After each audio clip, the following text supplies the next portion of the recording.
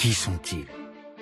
D'où viennent-ils et que pensent-ils, ceux qui hier comme aujourd'hui se disaient anarchistes? Pourquoi, alors qu'ils furent fichés, leurs visages nous demeurent-ils étrangers? Pourquoi leurs pensées semblent-elles confuses et leur histoire si inquiétante? Né du capitalisme, frère ennemi du communisme d'État, l'anarchisme n'a pourtant eu de cesse de souffler son vent de révolte sur le monde. Depuis la Commune de Paris jusqu'à l'émergence des premières grandes organisations syndicales, de l'apparition du milieu libre jusqu'à la mise en place d'écoles libertaires, le mouvement anarchiste a été à l'origine des premières révolutions et sur les 5 continents, l'un des principaux promoteurs des grandes avancées sociales. D'où vient donc l'odeur de soufre qui précède chacun de ces sombres cortèges? Est-ce parce que ces révolutionnaires ont été, à l'instar de Ravachol ou Bono, parmi les premiers à jouer du revolver et à faire parler la poudre? Ou ne s'agit-il là que d'un triste malentendu, une noire légende, voire un simple fantasme médiatique et policier qui aurait dessiné le portrait de ces utopistes savants en apôtres de la destruction? Il n'en demeure pas moins que les pouvoirs ligués les ont, partout et toujours, réprimés. On les a menés enchaînés à la guillotine ou on les sangla au dossier de la chaise électrique. Et le moindre de leurs châtiments ne fut sûrement pas la réduction de leurs gestes à une chronique de faits divers, ni l'effacement de leur victoire dans la mémoire sociale. Quelle est donc l'origine de ce mouvement qui combat depuis plus de 150 ans tous les maîtres et les dieux? Comment l'anarchisme, qui rêve pour notre vieux monde d'un autre futur, nous pose-t-il des questions toujours aussi actuelles? Et pourquoi son histoire est-elle plus que jamais la nôtre?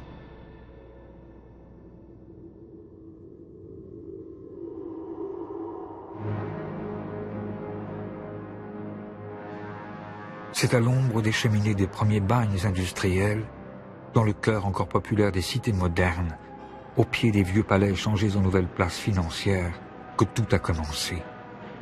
Nous sommes au début du 19e siècle et on assiste partout à l'avènement d'un système économique nouveau. Le capitalisme fait ses premiers pas. Il impose son modèle de pensée, crée ses grandes industries et bouleverse les paysages. Mais les illusions nées de la première révolution industrielle se dissipent déjà pour laisser apparaître une réalité beaucoup plus crue et plus sombre. Quel est le grand problème du 19e siècle? C'est ce qu'on a appelé, d'un terme très simple, la question sociale. La société se développe, on invente le chemin de fer, on invente d'abord la machine à vapeur, le chemin de fer, le bateau à vapeur, les métiers à tisser. D'une certaine manière, on voit que la société progresse considérablement, l'hygiène, la médecine, tout ce qui va avec. Et en même temps, la misère n'a jamais été aussi effroyable par ceux qui précisément travaillent dans les fabriques, dans les manufactures, dans ce qu'on appellera plus tard les usines. La plupart des penseurs, qu'ils s'appellent Saint-Simon, qu'ils s'appellent Fourier, qu'ils s'appellent Proudhon, qu'ils s'appellent Marx ou Cabet ou Owen, on peut aligner tous les noms que l'on veut, tous se posent la question comment résoudre la contradiction. On ne peut pas comprendre la naissance de l'anarchisme si l'on ne se souvient pas de la vie de peine et de misère que mène en ce temps le prolétaire, celui qui ne possède rien que sa force de travail. Sa journée dure plus de 12 heures et le salaire qu'il retire de son labeur ne lui permet pas de manger à sa faim. Il n'a ni jour de repos, ni assurance, ni retraite. Ses enfants travaillent dès qu'ils peuvent se tenir sur leurs jambes et 1 sur 2 meurt avant l'âge de 6 ans. Les carences, les épidémies et l'alcool font des ravages, l'analphabétisme est la norme et l'accident, la loi. En 1840, l'espérance de vie d'un travailleur ne dépasse guère les 30 ans. Les ouvriers n'ont jamais été aussi pauvres, les ouvriers n'ont jamais autant travaillé, les ouvriers n'ont jamais aussi peu profité de l'extraordinaire banquet auquel participent les propriétaires des moyens de production. Quel système social va permettre de résoudre la question, c'est-à-dire de donner non seulement du travail, mais à manger suffisamment à l'ouvrier, et plus qu'à manger, pour qu'il puisse lire, pour qu'il puisse se cultiver, pour qu'il puisse participer à la société démocratique. Tout comme la bourgeoisie qui bénéficie du progrès et vit dans l'opulence a pu trouver dans le libéralisme son idéologie, c'est dans un socialisme au contour encore vague que le prolétariat voit à l'époque une réponse possible à ses problèmes. Mais pour apporter une réelle solution aux injustices, le socialisme doit surmonter une autre contradiction, presque philosophique, celle-là. Le problème des problèmes en philosophie politique depuis le libéralisme classique, c'est la conjugaison de la liberté puis de l'égalité. comment assurer le plus grand éventail possible de liberté compatible avec le fait que tout le monde ait le même éventail de liberté, avec la plus grande égalité possible, dans la mesure où, sans égalité, la liberté demeure incomplète, et il faut concilier ces idéaux de liberté et d'égalité. Un anarchiste américain disait « Pleine liberté sans l'égalité, c'est la jungle. Pleine égalité sans la liberté, c'est la prison. » Et on ne veut ni de la jungle ni de la prison. Cette tentative de concilier, et c'est pas facile, mais le maximum de liberté avec le maximum d'égalité, cette aspiration double à la fois à l'égalité et à la liberté, je pense que c'est une des valeurs fondamentales de l'anarchisme. Jusqu'à la moitié du XIXe siècle encore, le terme d'anarchisme, dont la racine grecque anarche signifie absence du pouvoir, est un terme négatif utilisé pour désigner le désordre et le chaos. Mais si de grandes personnalités comme Sade, Babeuf ou Godwin avaient pu être auparavant taxés d'anarchistes, c'est Pierre-Joseph Proudhon qui s'en sert pour définir une position politique révolutionnaire et charger soudain l'anarchisme d'une valeur positive.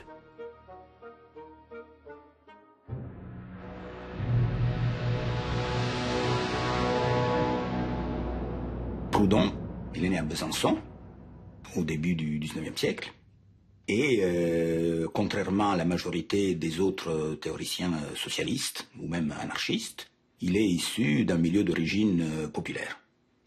Et la grande force, et aussi la grande originalité de Proudhon, c'est justement de savoir de ce qu'il parle lorsqu'il dénonce les inégalités sociales ou les injustices sociales. Pierre-Joseph Proudhon, c'est aussi un ouvrier, c'est un typographe qui sait lire et écrire, qui est capable non seulement de composer des textes, non seulement de les rédiger avec une plume, mais de les composer et de faire en sorte que cette pensée se matérialise en devenant un livre.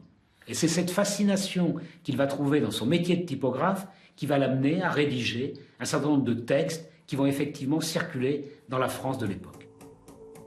En 1840, Proudhon rédige le mémoire qui le rendra célèbre. Qu'est-ce que la propriété? Si la réponse qu'il apporte à cette question, la propriété c'est le vol, fait aussitôt scandale, c'est la profession de foi qu'il prononce quelques lignes plus bas, qui constitue le véritable acte de naissance de la pensée anarchiste. Une formule paradoxale qui dit déjà presque tout. Eh bien, vous êtes démocrate? Non. Quoi, vous seriez monarchique? Dieu m'en garde. Vous êtes donc aristocrate? Point du tout. Vous voulez un gouvernement mixte? Encore moins. Qu'êtes-vous donc? Je suis anarchiste. Quoique très ami de l'ordre, je suis dans toute la force du terme anarchiste. Au même moment où il va se dire anarchiste, il prononce que la propriété c'est le vol. Qu'est-ce que ça signifie? Ça signifie qu'il pointe la propriété comme étant le fondement d'un certain ordre social. Et se dire anarchiste, c'est dire je m'en prends au fondement de l'ordre social repéré comme étant la propriété. Proudhon va même encore plus loin, puisque pour lui, il y a une espèce de lien étroit entre la domination politique exercée par l'État, la domination économique exercée par le capital et la domination religieuse exercée par l'idée de Dieu. Et donc Proudhon est véritablement le père de l'anarchie, puisque c'est le seul qui relie ensemble ces trois formes de domination, et il pense qu'il faut les détruire en même temps si on veut effectivement changer de structure sociale. Si pour changer de structure sociale, Proudhon prône la destruction des pouvoirs, il n'est pas partisan de la violence révolutionnaire. Il imagine plutôt tout un système mutualiste dont sa banque du peuple pourrait être le premier jalon. Sa pensée n'en est pas moins attaquée de toutes parts. Il est critiqué, caricaturé, interdit. Pourtant, ses œuvres voyagent et son anarchisme séduit rapidement les socialistes du monde entier. Comme ce jeune docteur en philosophie, Karl Marx, qui écrit alors qu'il le considère comme le nouveau héros du mouvement ouvrier européen. Ou plus loin, aux marges de l'Europe, dans la lointaine Russie, où le comte Lev Nikolaïevitch Tolstoï emprunte à Proudhon le titre de l'un de ses essais pour nommer son nouveau livre « La guerre et la paix ». Mais c'est avec Mikhaïl Bakounine, un ancien cadet passé par toutes les prisons d'Europe et plusieurs fois condamné à mort, que l'anarchisme va devenir une pensée, à proprement parler, révolutionnaire. Автором термина был Прудон. Si c'est Proudhon qui utilise pour la première fois le terme anarchiste, Bakounine est peut-être une figure plus importante dans la formulation définitive des idées, dans la mesure où il ajoute aux idées de Proudhon le principe de la révolution.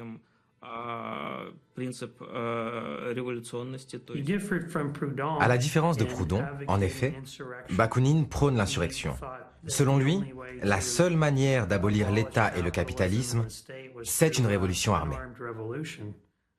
Bakounine entreprend de diffuser la pensée anarchiste au sein de la toute nouvelle Association internationale des travailleurs, plus connue sous le nom de Première Internationale. Cette association, créée en 1864 à Londres, qui affirme que l'émancipation des travailleurs doit être l'œuvre des travailleurs eux-mêmes et qui rassemble à ses débuts plus de 2000 ouvriers, brosseurs, terrassiers, doreurs, charpentiers, menuisiers venus du monde entier, apparaît en effet aux yeux du révolutionnaire russe comme la plateforme idéale pour parachever le projet anarchiste et le faire connaître au monde. À chaque congrès, on discute des moyens de production. Est-ce qu'il faut les collectiviser? Est-ce que chacun a droit d'avoir ses propres moyens de production? Est-ce que ça doit être commun?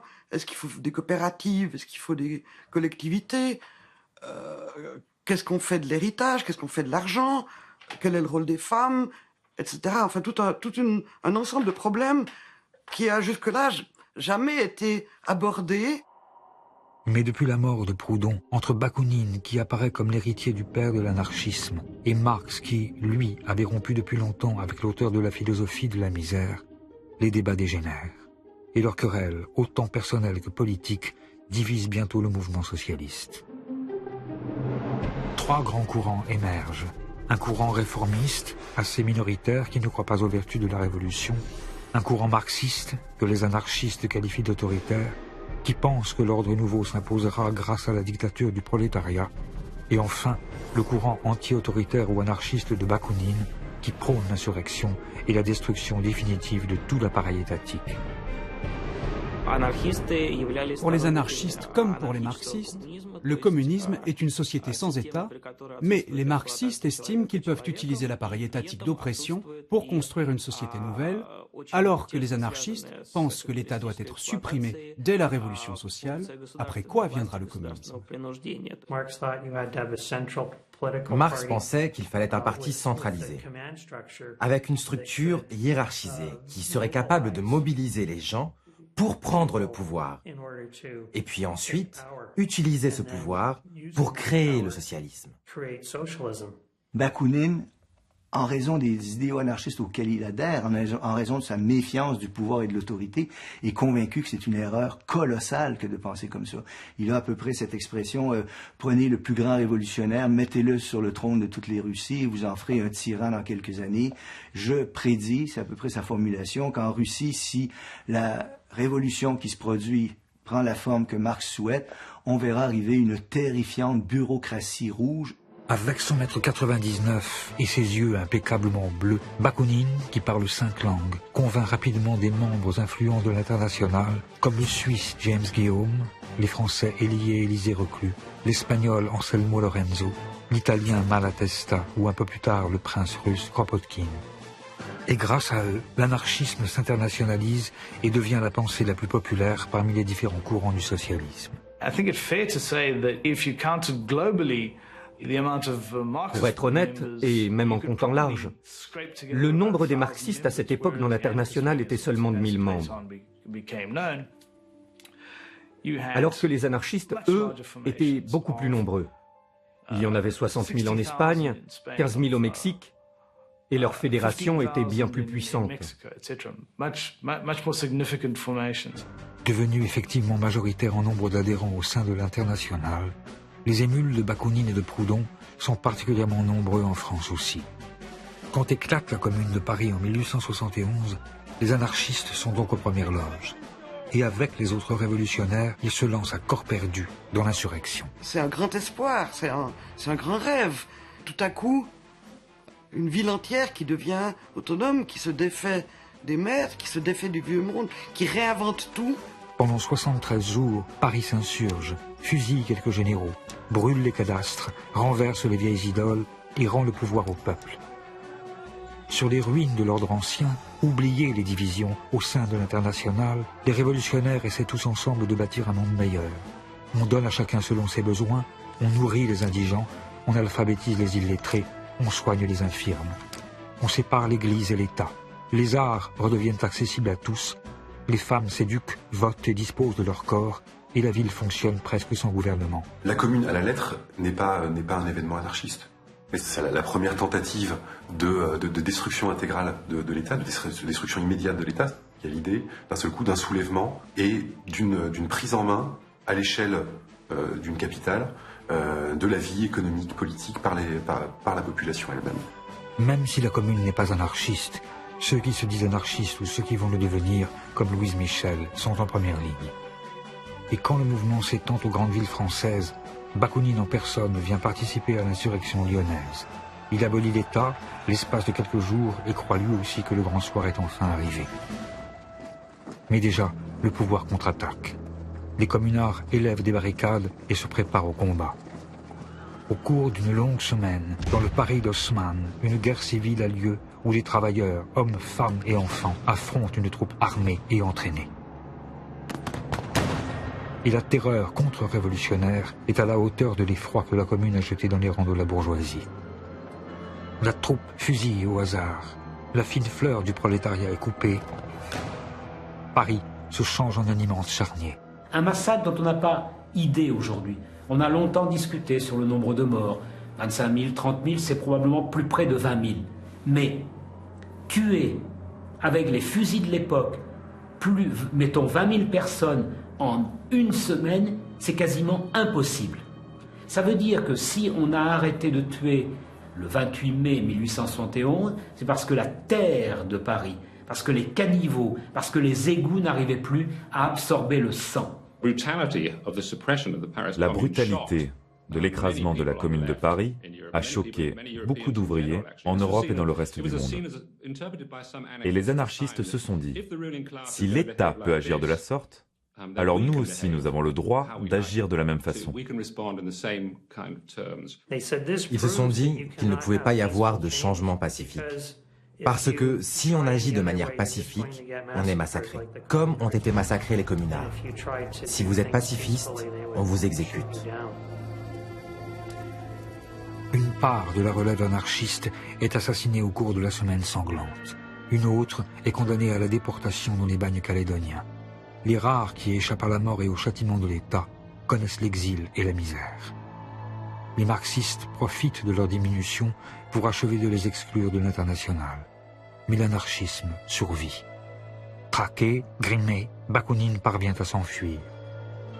Il rassemble ses dernières forces en Suisse, à Saint-Imier, dans sa forteresse jurassienne, pour y sceller un pacte qui marquera officiellement la naissance de son mouvement. À ce moment-là, ils sont une quinzaine, 12 jeunes gens qui ont entre 20 et 30 ans, qui viennent d'Espagne, d'Italie, de Suisse, et il y en a 3 qui sont un peu plus vieux qu'eux. Il y a Bakounine, un Espagnol et Gustave le Français, un communard.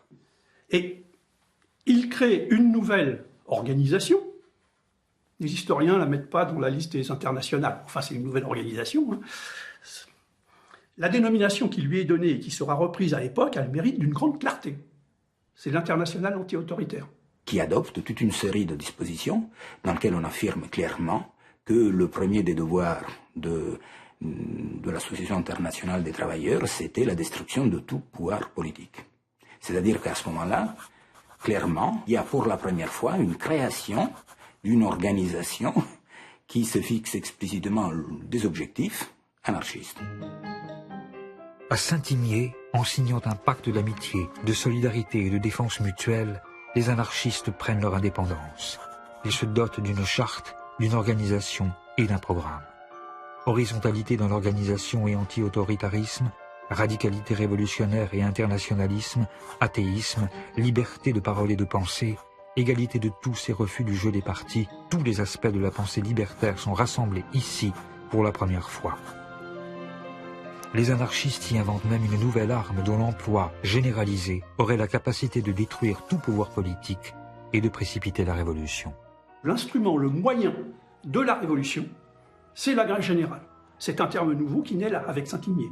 Alors ça n'est pas encore le syndicalisme, ça n'est pas encore moins en termes de comme concept, hein, l'anarcho-syndicalisme, mais tout y est là, tout est en place. Le but, c'est pas d'exister ou de se perpétuer, c'est d'aller à une révolution.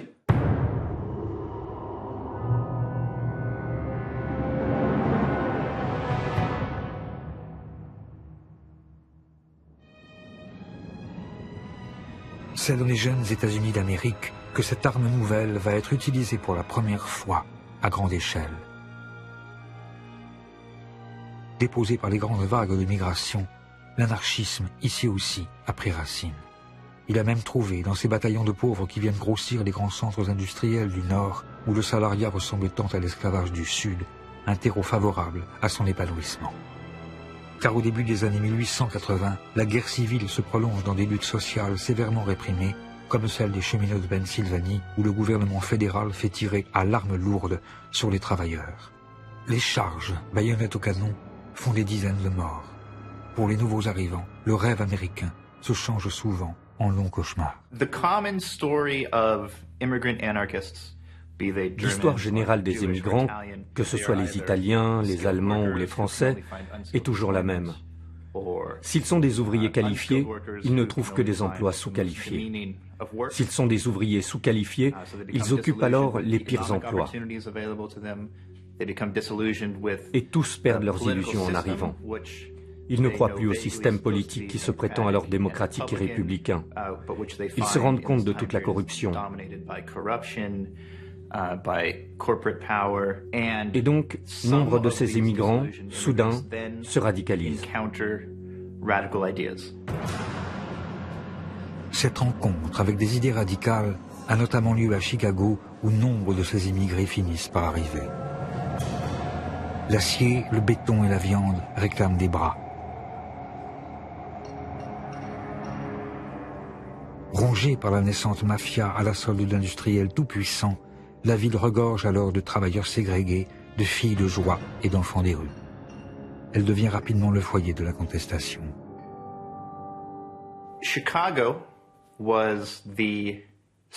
Chicago était le foyer de l'anarchisme aux États-Unis dans les années 1880.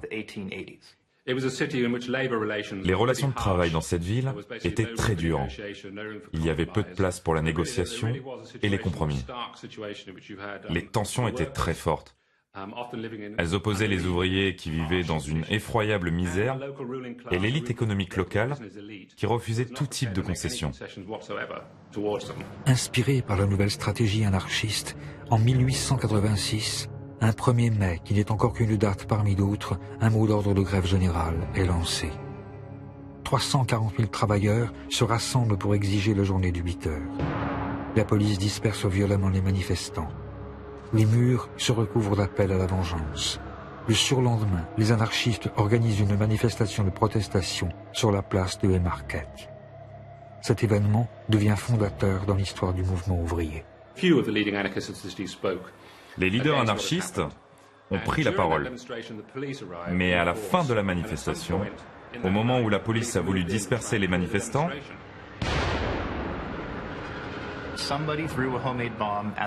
quelqu'un a jeté une bombe. Elle a explosé au milieu des policiers et tué des agents. Il y a un mouvement de foule. La police se met à tirer. Les manifestants répliquent. Les Américains ont l'habitude encore aujourd'hui d'être armés. Mais les autorités, sans aucune preuve, ont considéré que c'étaient les anarchistes qui étaient responsables de ce désordre et de la bombe.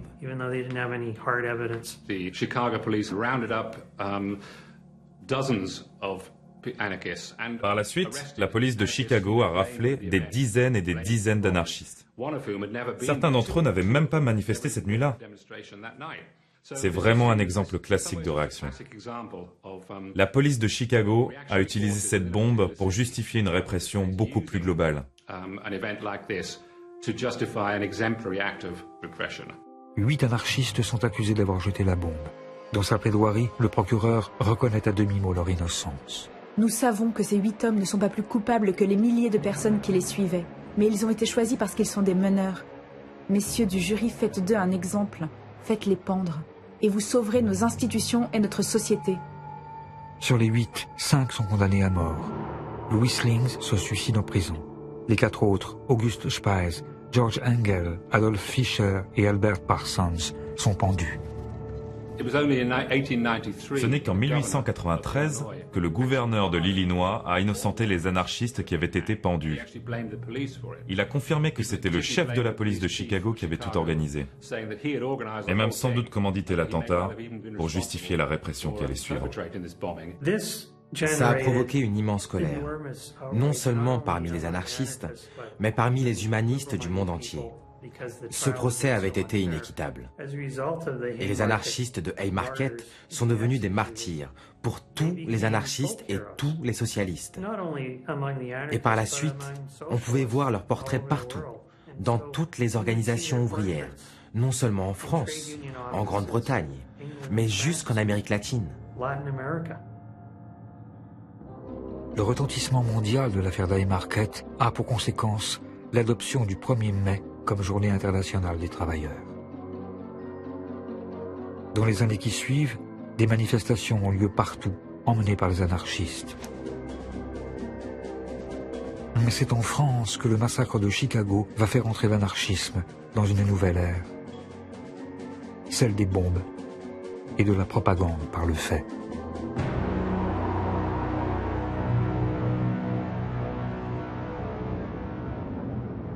La propagande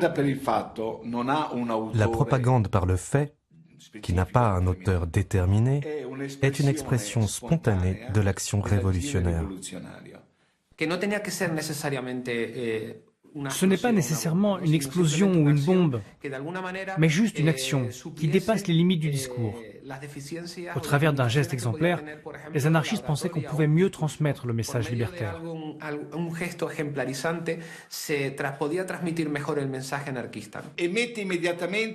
Et puis ça met le révolutionnaire au défi.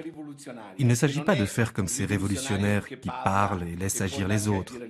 Là, le révolutionnaire agit et il fait la preuve par les faits de sa crédibilité.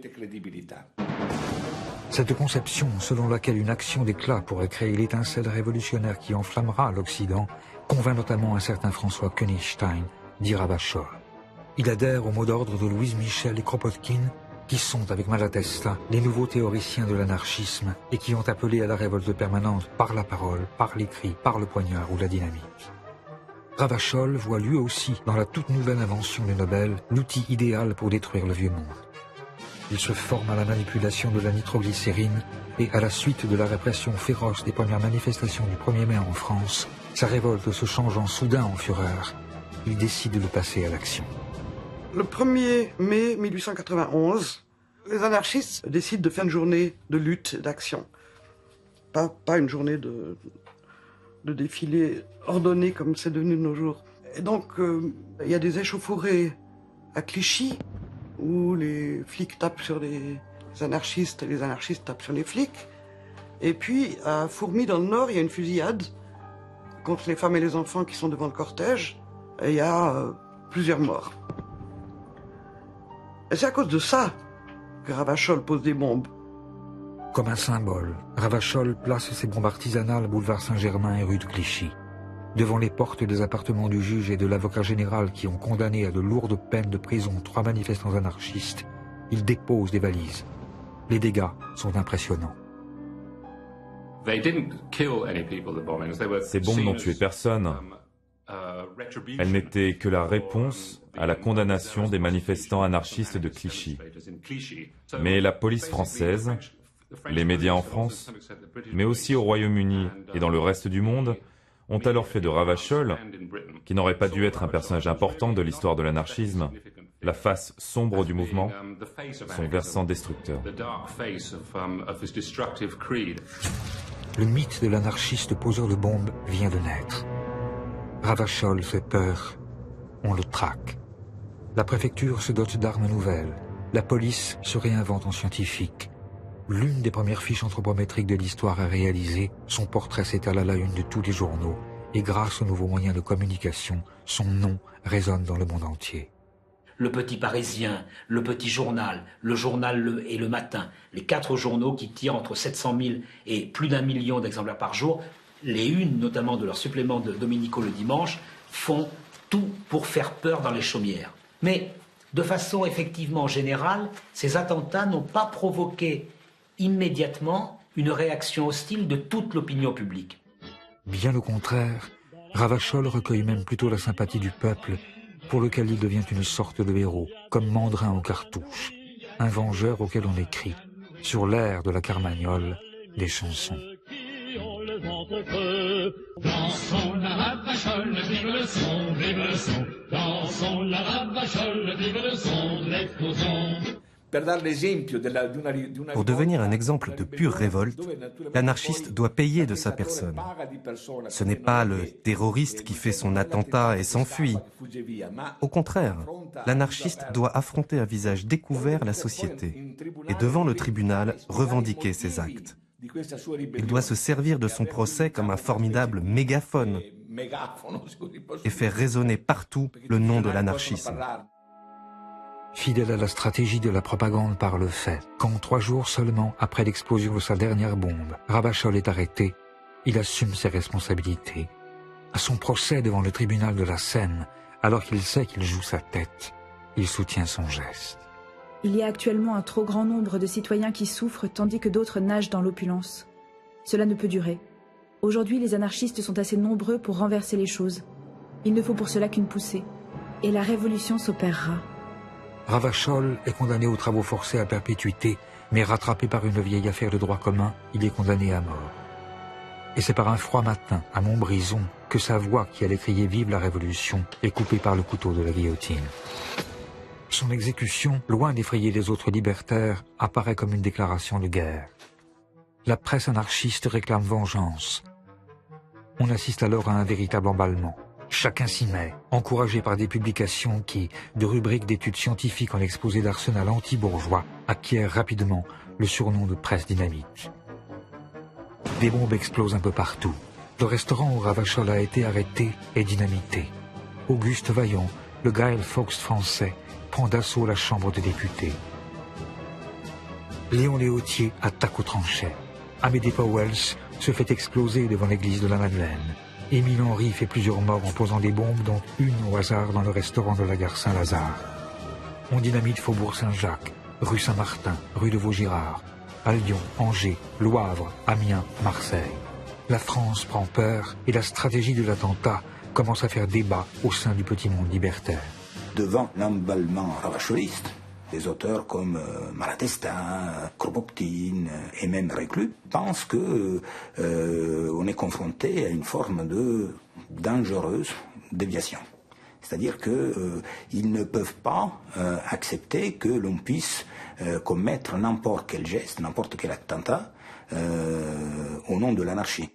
Si la stratégie de l'attentat fait débat parmi les révolutionnaires, ce sont des avant-gardes artistiques que viennent les derniers soutiens aux propagandistes par le fait. Aux côtés des littérateurs libertaires, les artistes sont nombreux alors à admettre même, ressentir une certaine admiration pour les poseurs de bombes. Je vais d'ailleurs citer au fond un seul d'entre eux, mais pas le moindre, Émile Zola. Il est sensible au fait que ces hommes sont d'une sincérité absolue. On est au cœur du roman, un des romans les moins lus de son œuvre, et pourtant pas le moins intéressant, Paris.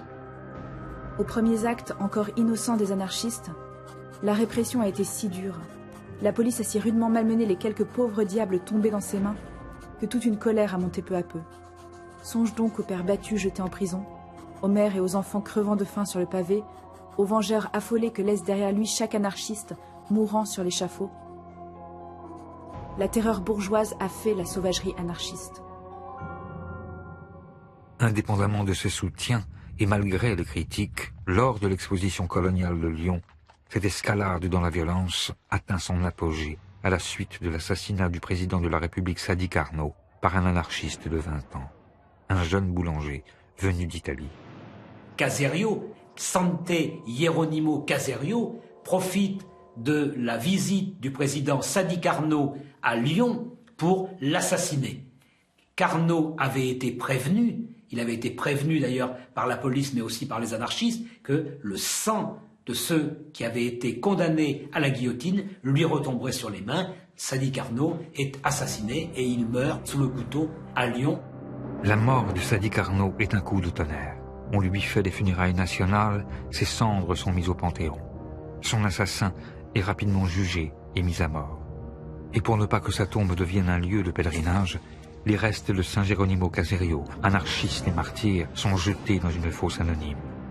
Mais cela ne suffit pas et la répression se généralise. À ce moment-là, en France, on va faire adopter ce qu'on appelle les lois scélérates. Des lois qui interdisent toute propagande anarchiste et assimilée à une association de malfaiteurs et en même temps toute propagande antimilitariste.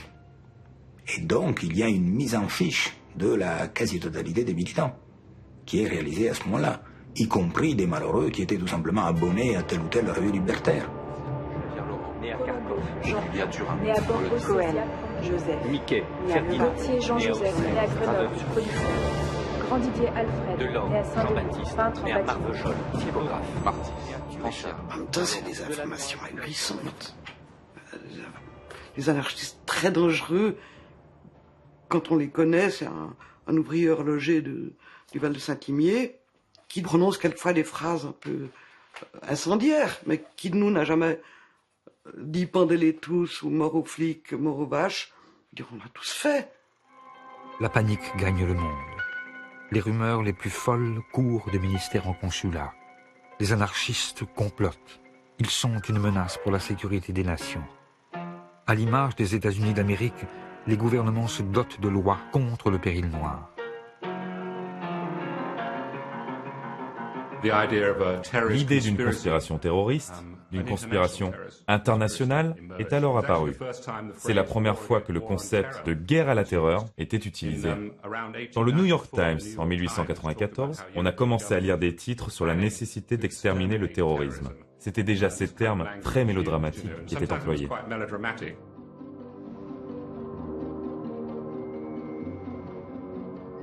Pour faire la guerre à cette internationale noire tout imaginaire, une bien réelle internationale policière se met en place. Les gouvernements de 21 pays organisent la Conférence internationale pour la défense sociale contre les anarchistes, où sont jetées les bases de ce qui deviendra Interpol. À Rome, en 1898, a lieu la conférence anti-anarchiste qui rassemble tous les gouvernements. Parce que tous les gouvernements, les rois, les princes, sont tous terrorisés à l'idée de se faire assassiner par un anarchiste. Mais tout ça ne sert à rien, puisque le 29 juillet 1900, en Italie, le roi Umberto Ier est assassiné par un anarchiste, Gaetano Bresci. Et avec lui, malgré la répression et les lois d'exception, les têtes couronnées et les chefs d'État tombent comme à Gravelotte sous les coups des anarchistes. Le tsar de Russie, les présidents d'Uruguay, d'Équateur, du Salvador, en Espagne, le président du Parti conservateur et au Portugal, le roi et le prince héritier sont tués. À Genève, Luigi Lucchini poignarde l'impératrice Élisabeth d'Autriche, plus connue sous le nom de Sissi. À Madrid, le président du Conseil espagnol est assassiné. Et ainsi de suite, jusqu'à la guerre où Alexandros Skinas tue le roi des Grecs et Gavrilo Princip, l'archiduc d'Autriche et sa femme. Mais face à la propagande par le fait des anarchistes, l'État fait de la propagande. Et quand il se trouve des entrepreneurs malins, l'anarchisme peut aussi servir à faire la promotion de ses petites affaires.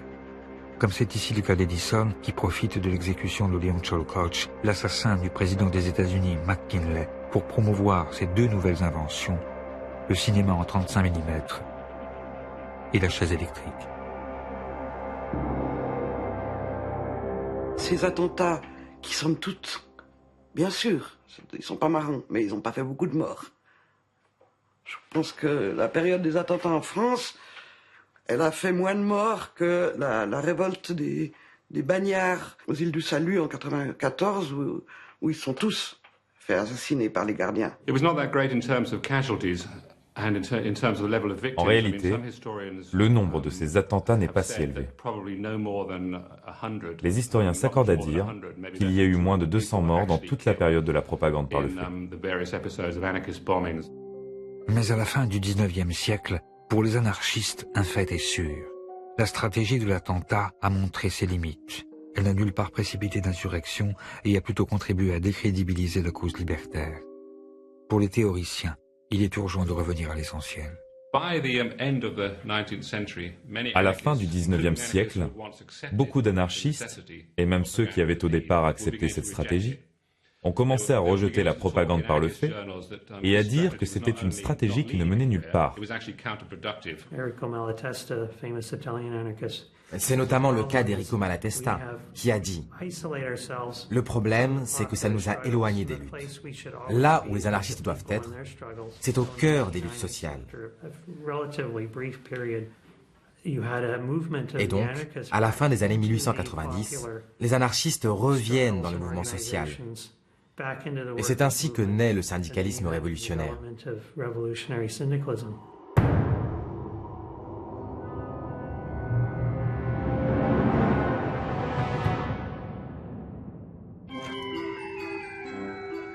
Depuis quelques années, un peu partout, les travailleurs ont conquis le droit de s'organiser en syndicats.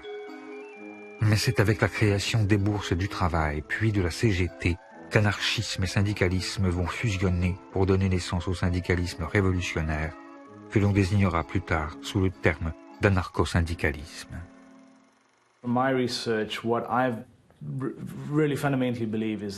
Mes recherches montrent que le syndicalisme est fondamentalement une stratégie anarchiste. Bien sûr, c'est né en dehors du mouvement anarchiste, et c'est quelque chose que les anarchistes ont ensuite adopté. À l'intérieur de cette stratégie, les bourses du travail occupent une place particulière. Le grand promoteur du mouvement des bourses du travail est un jeune anarchiste qui s'était fait connaître en s'opposant à la stratégie de l'attentat. C'est quelqu'un pour qui j'ai une très grande admiration, c'est Pelloutier. Alors c'est un Français, Pelloutier, qui meurt très jeune, à 30 quelques années, en s'étant tué à la tâche littéralement. Mais il va fonder cette idée de bourse du travail. Qu'est-ce que c'est que ces bourses du travail? Tout comme le nom l'indique, c'est une bourse, c'est-à-dire un endroit où l'on vient pour négocier son travail, c'est-à-dire pour chercher un travail. Au départ, c'est simplement, effectivement, pour permettre à ceux qui n'avaient pas de travail d'en trouver. Et puis rapidement, les bourses du travail deviennent des écoles professionnelles, des écoles, des bibliothèques. On y discute, on y élabore une véritable pensée. Alors pour un étranger comme moi, parce que quand je vais en France, je trouve ça très émouvant de voir ces bâtiments-là. C'est des bâtiments habituellement assez imposants, hein, c'est très beau. Que les ouvriers se sont payés eux-mêmes avec leurs économies. Et dans ces bâtiments-là, il y avait une incarnation des idéaux sociaux, politiques, économiques qu'ils défendaient. Il y avait des lieux de défense des travailleurs immédiats. C'était des lieux où on incarnait véritablement ce qu'on voulait voir plus tard dans la société. C'était des lieux où on commençait à donner les prémices de la société de demain et on commençait à donner des outils pour lutter pour y parvenir. On y trouvait typiquement, on pouvait y trouver un musée du travail, on pouvait y trouver des cours du soir. Il y a des débats, des conférences, des spectacles aussi le dimanche où les ouvriers viennent en famille, des spectacles un peu exigeants, élevés. Enfin, c'est vraiment des foyers d'éducation populaire. Donner à l'ouvrier la science de son malheur, la formule de Pelloutier. Il y a encore une fois cette idée que la situation objective, elle est connaissable. On peut la connaître et si on donne les informations pertinentes aux gens qui sont concernés, ils comprendront la situation dans laquelle ils se trouvent et ils seront vraisemblablement intéressés à la transformer, cette situation-là. Donc c'est cette idée que la connaissance du monde est un préalable à la volonté de le transformer. On retrouve cette idée-là chez les anarchistes, on retrouve cette idée-là chez Pelloutier. Le nombre de bourses du travail explose. Sous la pression des travailleurs, les villes se dotent de palais du peuple. On en compte près d'une centaine au début du siècle. Elle fusionne avec la CGT qui regroupe alors des milliers de syndiqués. S'ils ne sont pas tous libertaires, loin s'en faut, ils se donnent pour secrétaire aux fédérations Émile Pouget, un anarchiste consommé qui considère lui aussi que c'est le syndicat et non le parti politique qui doit avoir un rôle central, stratégique et révolutionnaire. C'est l'âge d'or, au fond, du mouvement syndical. On est bien dans le syndicalisme d'action directe, dans ce que je préférerais appeler même le syndicalisme autosuffisant. Il n'y a pas besoin de relais politique. Il n'y a pas à distinguer ce qui relève du politique avec des élections, avec des partis qui, par le vote, obtiendraient un certain nombre de réformes, et puis le syndicat qui se contenterait au fond des réformettes ou des petites mesures qui ne concernent que les travailleurs de telle usine. Non. Le syndicalisme doit être capable de rebattre toutes les cartes et de changer radicalement la société. Cette conception globale du rôle du syndicat amène les anarchistes à refuser la stratégie des urnes. Le vote, loin de leur apparaître comme l'exercice d'un droit, est bien plutôt conçu comme une légitimation de l'ordre établi. À chaque élection, ils prônent un abstentionnisme radical. Ils savent bien que le vote, c'est une arme tout à fait illusoire. Que ça ne change rien. Dans la mesure, notamment, où dans la meilleure des démocraties, les 10 représentants du peuple n'ont aucun compte à rendre au peuple qui les a élus. C'est pas un refus de la démocratie, c'est une contestation de ce qu'on nous donne habituellement comme étant la démocratie. Alors, ils imaginent des manières de fonctionner. Alors, dans les mouvements anarcho-syndicalistes, il y avait des délégués, mais ils étaient révocables en tout temps. Alors, c'est une façon différente de penser la politique. Pour changer les choses dans cette manière différente de penser la politique, les anarcho-syndicalistes préfèrent utiliser l'arme forgée à la suite du congrès de Saint-Imier. Et c'est ainsi que partout dans ce XXe siècle naissant, on voit fleurir le même mot d'ordre, grève générale. L'idée peut paraître simpliste vue d'aujourd'hui, mais elle est en même temps révolutionnaire. Si toutes les usines s'arrêtent de travailler, comment les capitalistes pourront-ils continuer à toucher leurs capitaux, à toucher leurs dividendes, puisqu'il n'y aura plus rien? Et si tout le monde en même temps fait la grève, ça suppose pour certains l'économie de l'insurrection. La société s'écroulera d'elle-même sans qu'il soit besoin d'une violence extrême, puisque la bourgeoisie ne pourra pas faire front. Ce sera déjà la société sans État, puisque l'État n'aura plus de raison d'être. C'est pas l'idée, au fond, de tuer ou de mettre en prison les bourgeois, les capitalistes. C'est les tuer dans leur essence de capitalistes. S'il n'y a plus de capitaux produits, il n'y a plus de capitalistes. En revanche, le capitalisme, lui, tue. Comme à Courrières en 1906, où a lieu l'une des plus grandes catastrophes de l'histoire ouvrière. À la suite d'un coup de grisou et d'un coup de poussier, les mines s'enflamment. Afin de préserver le gisement de charbon, les propriétaires bouchent la mine. Plus de 1500 mineurs sont pris au piège des flammes, des gaz et de l'obscurité. Seuls 24 en reviendront. Aussitôt, les mineurs se mettent en grève. Les femmes en tête réclament justice. Les anarchistes sont en première ligne. Clémenceau, qui vient d'être nommé ministre de l'Intérieur, envoie la troupe. 20 000 soldats chargent les manifestants. En réponse, pour le 1er mai 1906, les syndicalistes libertaires de la CGT exigent la journée de 8 heures et appellent à la grève générale.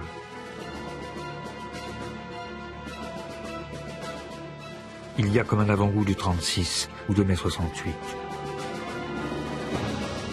Dans les bourses du travail, si les anarchistes font des soupes populaires et jouent à l'orchestre, ils savent que bientôt viendra l'heure de l'affrontement. En plein cœur de cette époque qui n'est pas belle pour tout le monde, les travailleurs se préparent. La bourgeoisie tremble. La France retient son souffle. Il y a toute une fébrilité autour de ce 1er mai 1906 qui doit être le départ de la grève générale. Donc il y a une attente presque millénariste. On voit des banderoles dans tant de jours nous serons libres. C'est actualisé au fur et à mesure qu'on se rapproche de la date fatidique. Et il y a une véritable panique qui saisit la bourgeoisie à l'approche de ce 1er mai 1906. Et à Paris, il y a 45 000 hommes de troupes pour empêcher toute manifestation de se tenir. Donc il y a la tactique du manège et des dragons qui tournent en rond sur les places. Il va y avoir des affrontements autour de la place de la République. C'est vraiment des charges sabre au clair. Et quand on frappe, c'est bien souvent avec le tranchant. Il y a un nombre de mutilations incroyable. Et puis il y a des morts, pas mal de morts aussi. Malgré les arrestations, les blessés et les morts, les anarchistes remportent ici tout de même une grande victoire. Ils font la preuve qu'ils peuvent mobiliser les travailleurs et obtenir gain de cause. Car si la journée du 8 heures n'a pas été obtenue, le gouvernement a tout de même été obligé de lâcher, sous la pression, un jour de repos. Le syndicalisme révolutionnaire est alors au fait de sa popularité. La charte d'Amiens, adoptée quelques semaines plus tard, symbolise son triomphe et demeure aujourd'hui encore le codex du mouvement syndical en France et dans le monde. Car au début du XXe siècle, l'anarcho-syndicalisme fait des petits un peu partout. La CNT en Espagne, qui regroupera bientôt près de 2 millions de travailleurs. La FORA, qui structurera la vie politique argentine jusque dans les années 50, ou encore les IWW aux États-Unis d'Amérique, qui prennent pour emblème un chat noir et un sabot que les ouvriers français glissaient dans les machines pour les casser, et qui, dans de très nombreuses langues, formera l'étymologie du mot sabotage. Si vous prenez une carte du monde, alors vous verrez que le mouvement anarcho-syndicaliste s'est développé dans toute l'Amérique latine et dans toute l'Europe. Si l'on parle d'une présence certes minoritaire, mais avec une influence énorme, alors vous trouverez l'Europe de l'Est, l'Afrique du Nord et jusqu'en Extrême-Orient. Le syndicalisme révolutionnaire s'est implanté aussitôt dans le monde entier, surtout dans les pays capitalistes industrialisés. Avec ces organisations qui voient le jour tout autour du monde et leurs publications qui tirent dans toutes les langues, le courant syndicaliste révolutionnaire parvient à toucher des franges de la population jusqu'alors négligées par les autres courants politiques. Et grâce à elle, l'anarchisme étend son influence et accroît sa force d'impact. Au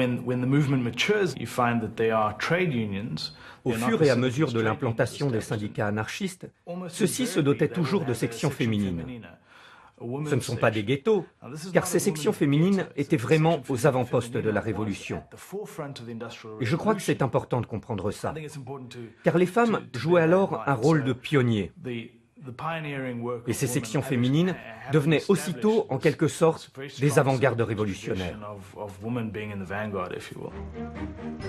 Esclaves entre tous les prolétaires, ce sont effectivement des femmes qui mènent ces luttes syndicales et ouvrent pour l'anarchisme de nouveaux fronts.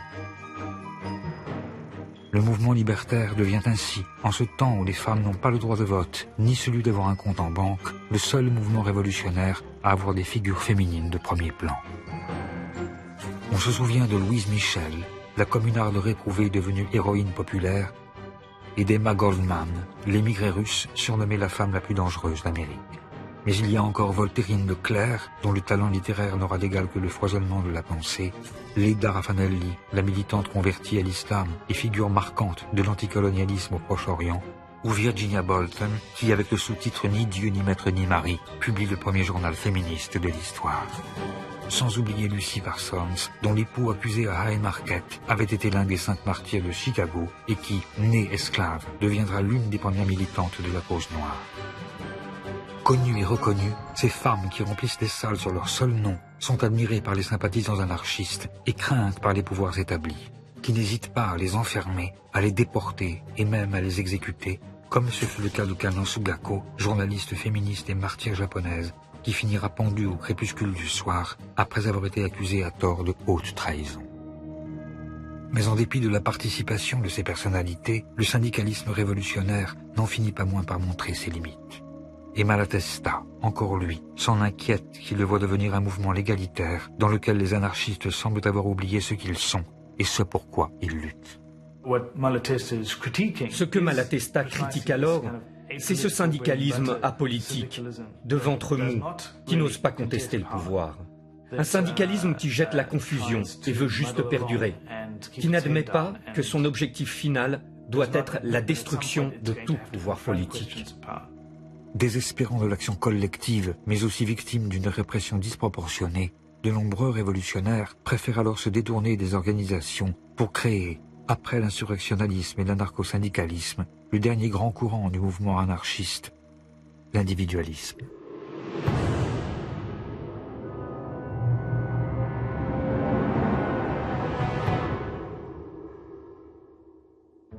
Descendants des Lumières et héritiers du romantisme, les individualistes sont les enfants terribles de leur temps. Ils lisent Nietzsche et Stirner, prônent une objection de conscience généralisée et entendent mener immédiatement, en rupture avec les principes autoritaires en cours dans la société, une existence pleine et entière.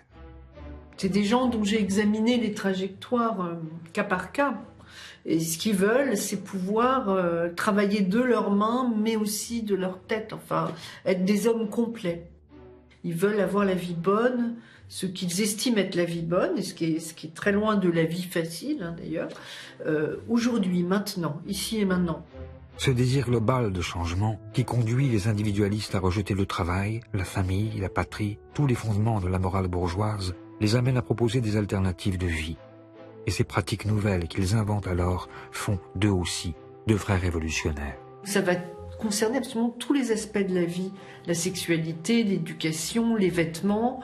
Donc ils vont prôner la nudité, les femmes vont abandonner le corset, les chapeaux, tous les vêtements contraignants. À la place du mariage, ils vont préconiser l'union libre. Ou alors certains, l'amour libre. Et éventuellement plural, il n'y a pas d'inconvénient à aimer plusieurs personnes à la fois, et pour les femmes et pour les hommes. Enfin ça c'est la doctrine, bien sûr dans les faits, il y a beaucoup de grincements de dents et de souffrances. Bien qu'ils soient individualistes, ces anarchistes ne s'en regroupent pas moins. Et à défaut de changer le monde, ils décident de changer l'univers. Ils créent dans les villes des Athénées libertaires ou des colonies agricoles à la campagne. Et partout, ils partent mettre en cohérence leurs idées et leurs actes, comme ici, en Palestine, où les anarchistes juifs fondent Degania, la mère des kibbutzim. Mais c'est surtout en Amérique latine que de véritables villes libertaires voient le jour. Il y a la Nouvelle-Australie où s'installa notamment Mary Gilmore, ou encore la Colonia Cecilia, fondée au Brésil par Giovanni Rossi et un groupe d'anarchistes italiens, dont il ne reste qu'une seule image. Pendant 4 ans, ces libertaires abolissent les hiérarchies, la religion et l'argent, s'organisent en conseil, s'aiment librement et chantent des chansons. Terra di ladri, coi miei compagni vado in esilio e tutti uniti a lavorare formeremo la colonia sociale e tu borghese ne paghi il fio, tutto precipita, re patria e Dio e l'anarchia forte e gloriosa e vittoriosa trionferà, si trionferà.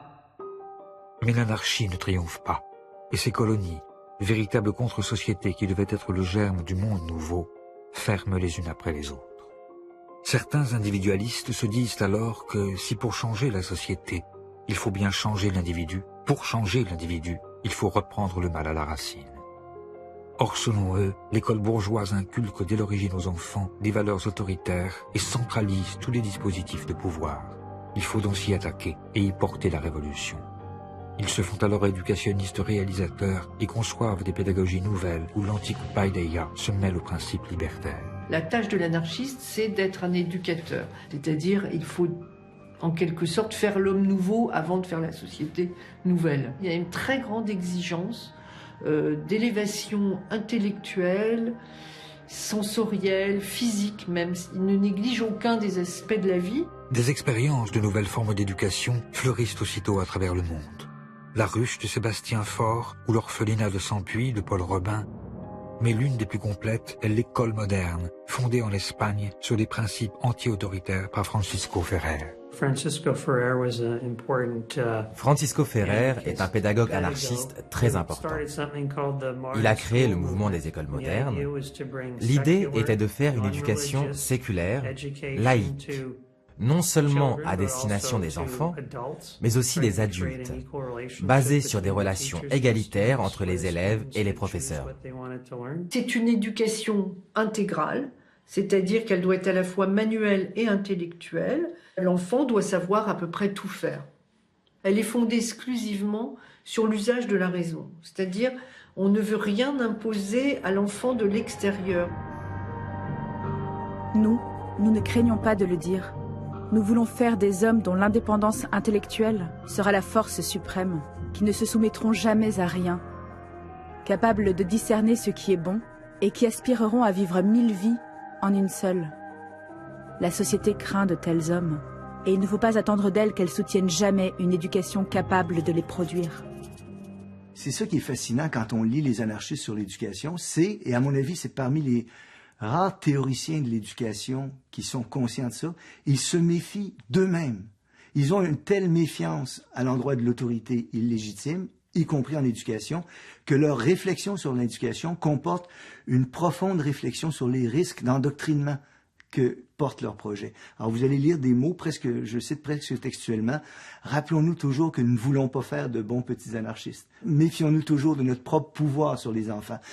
Nous tentons de faire des hommes libres, il se pourrait qu'ils pensent autre chose que nous plus tard. C'est à ça qu'on reconnaîtra qu'on a véritablement fait des hommes libres. Ces écoles laïques et libertaires, où les enfants posent en cagoule, suscitent bien sûr le fantasme, et leur succès inquiète autant le clergé que la bourgeoisie. Il faut arrêter au plus vite Francisco Ferrer, leur fondateur qui s'est pourtant toujours opposé à toute forme de violence. Une occasion est trouvée au cours de la semaine tragique de Barcelone de l'inculper à tort. Il est très vite visé par la répression, qui en 1909 l'accuse d'avoir fomenté la grève générale de Barcelone et le condamne à mort. Il va y avoir une solidarité internationale qui va se développer sur tous les continents, aux États-Unis, en Australie, en Europe, dans toutes les grandes villes d'Europe. Il y aura des manifestations pour empêcher l'exécution, il y aura des pétitions, il y a même des gouvernements qui vont intervenir pour demander au gouvernement espagnol de l'épargner, mais Ferrer est exécuté. Et alors, quelques heures après son exécution, des foules se rassemblent partout dans les grandes villes, mais notamment à Paris. L'émeute parisienne sera la plus spectaculaire de toutes, le 13 octobre 1909 exactement. Il va y avoir une émeute d'une intensité extraordinaire. Les terrassiers, qui sont vraiment la fleur du prolétariat de cette époque, arrivent pioche à l'épaule, dépavent les avenues, mettent à nu les conduites de gaz, les percent, les enflamment. Paris est transformé en brasier. L'assassinat de Ferrer par la justice espagnole provoque en France les échauffourées les plus violentes depuis la Commune.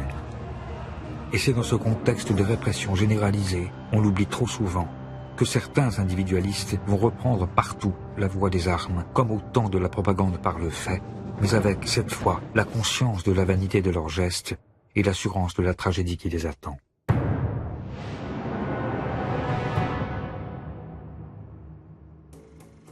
Au début des années 1910, pourtant, tout semblait aller pour le mieux dans le meilleur des mondes libertaires. En France, par exemple, Armand Fallières, le nouveau président de la République, accompagné d'une myriade de personnalités politiques, s'était rendu en personne à Besançon pour inaugurer, en grande pompe avec Marseillaise et défilé des gardes suisses, une statue monumentale à la gloire du père de l'anarchisme, Joseph Proudhon. Mais peut-être par impatience ou juste pour prendre au mot l'auteur de Qu'est-ce que la propriété, de nombreux libertaires ne décidaient pas moins d'attaquer la société bourgeoise dans ce qu'elle a de plus cher.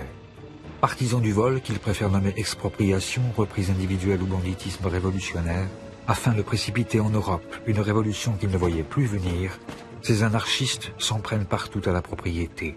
Et avec eux, le braquage se changeait soudain en stratégie révolutionnaire. Le problème est très simple. Si je suis un révolutionnaire opposé au capitalisme, pour quel mystérieux motif est-ce que je n'attaquerai pas une banque ? Pourquoi ne pas exproprier la banque pour financer la révolution ? Après, on peut discuter des méthodes.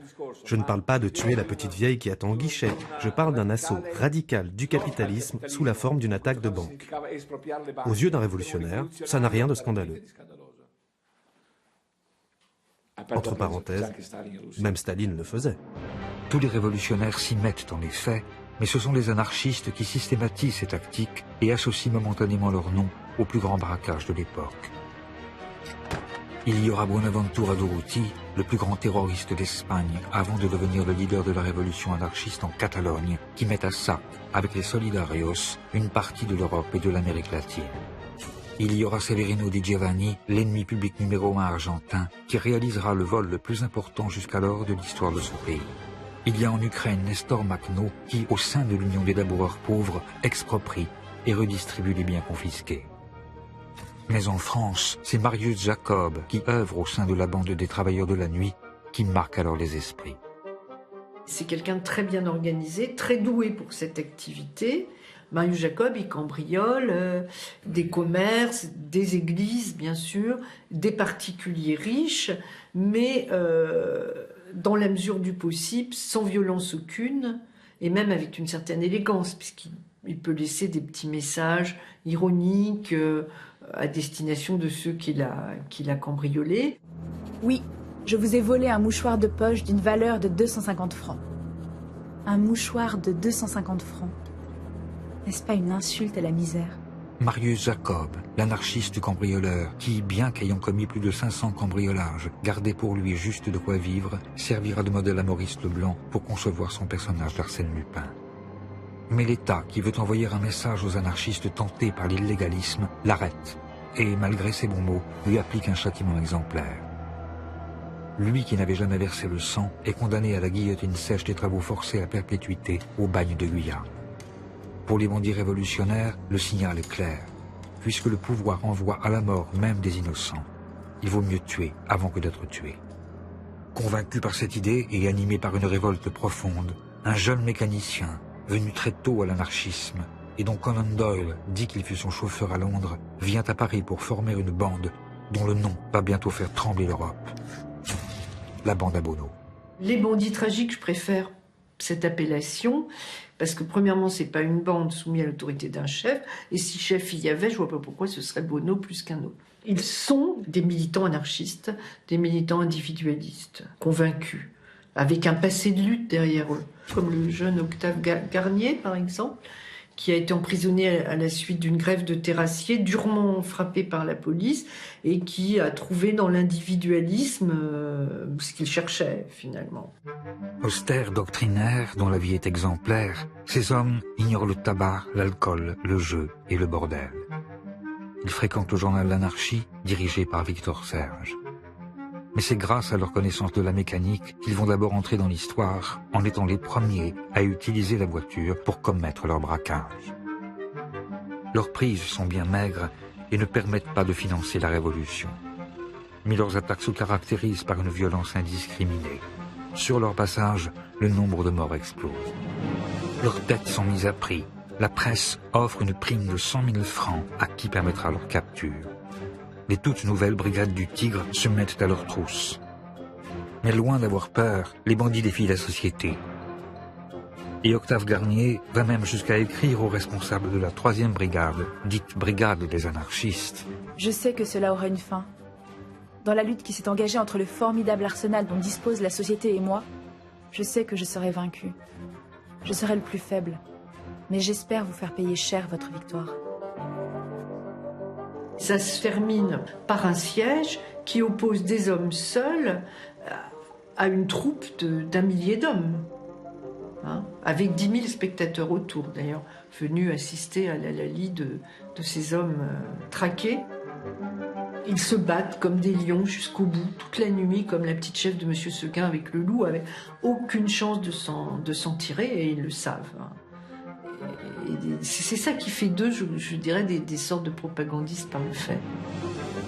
La geste des bandits tragiques s'achève le 28 avril 1912 dans la proche banlieue de Paris.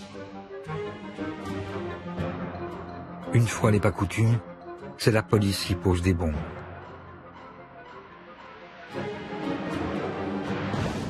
Les opérations terminées, les corps des anarchistes sont exposés comme autant de trophées de chasse. Cette affaire marque les esprits et signe momentanément la fin du banditisme révolutionnaire en France. Bono, comme nombre d'illégalistes, devient peu à peu une figure controversée, tantôt rejetée, tantôt réintégrée dans la mémoire anarchiste au gré des périodes et des nécessités. Plutôt que de considérer les gestes de la bande à Bono comme étant un véritable mouvement de protestation, si on veut, moi personnellement, je pencherais plutôt pour l'hypothèse que c'est la manifestation d'un échec.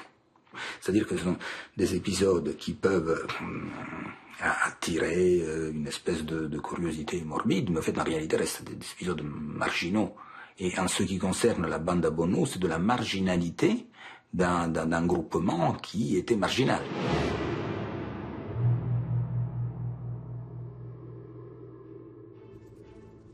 Le battage médiatique fait autour de la bande à Bono permet surtout à l'époque de disqualifier le mouvement anarchiste dans ses efforts pour empêcher la guerre. Car devant les démonstrations de masse que firent les libertaires aux côtés des autres socialistes, par exemple ici, au Pré Saint-Gervais près de Paris, ou avec la Semaine Rouge d'Ancône en Italie, où Malatesta était parvenu à étendre la grève générale aux marches en Romagne et jusqu'en Toscane, les impérialismes craignaient plus que tout que les travailleurs du monde parviennent à s'entendre. Ils avaient réactivé les lois scélérates et rempli des fichiers, comme en France, le sinistre carnet B, dans lequel étaient répertoriés les noms des révolutionnaires qui devaient être arrêtés en cas de conflit. Mais grâce à la peur fabriquée avec l'affaire des bandits tragiques et devant le choc provoqué par l'assassinat à Sarajevo de l'archiduc François Ferdinand, l'État n'avait pas eu besoin d'y recourir. Et avec la mort de Jean Jaurès, même des figures de l'anarchisme, comme Kropotkin, finissaient par se rallier à l'union sacrée. Les affiches des libertaires appelant à la désertion pouvaient désormais se recouvrir des appels à la mobilisation générale. Et c'est ainsi, alors que commençait un massacre d'une ampleur inimaginable, qui fera bien plus de morts que toute la révolution, pendant que les travailleurs tombaient par millions et que les mutins mouraient seuls devant les pelotons d'exécution, que la chanson de geste des anarchistes put se perdre pour un temps dans le bruit de la mitraille.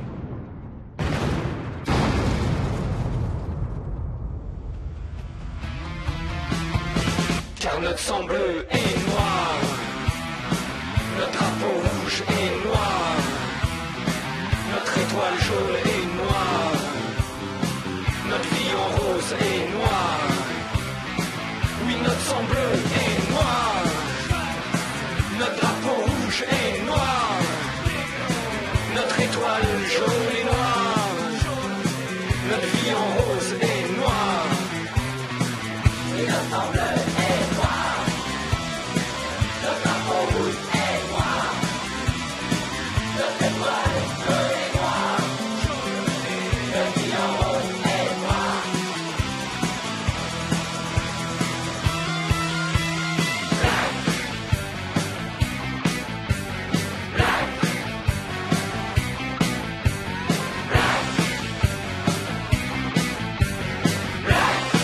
Et on fait bloc.